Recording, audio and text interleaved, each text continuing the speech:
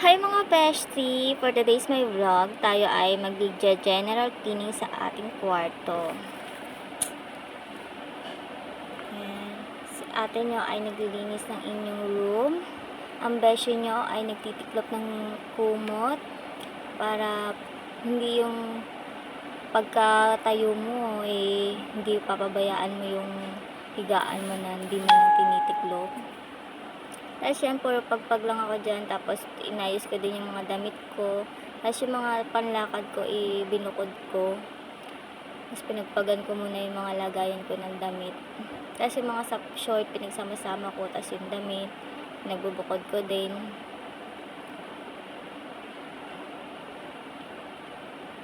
Ang beses niya ay abalang-abala sa paglilinis.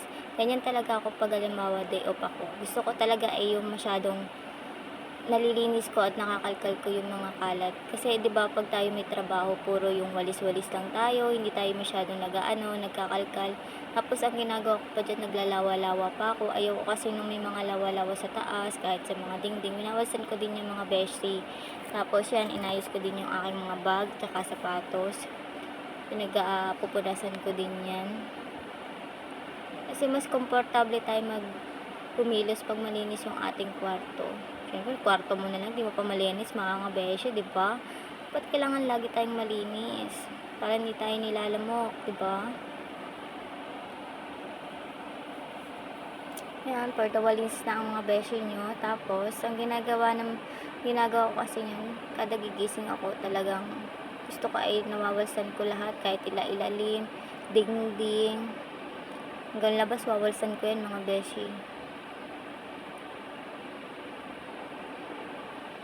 Abalang-abalang ang beshi nyo, di ba?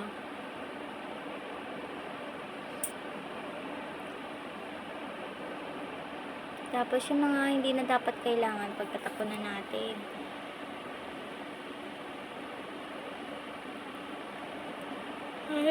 Inayos ko din yung mga ano ko dyan, mga beshi, yung mga pang-ayos ko, yan. Pag ako may trabaho. Tapos yan, walis ulit hanggang sa labas. Tapos mamaya is mag-air freshener ako dyan para mabango yung ating room. Pagpasok mo pa lang mabango.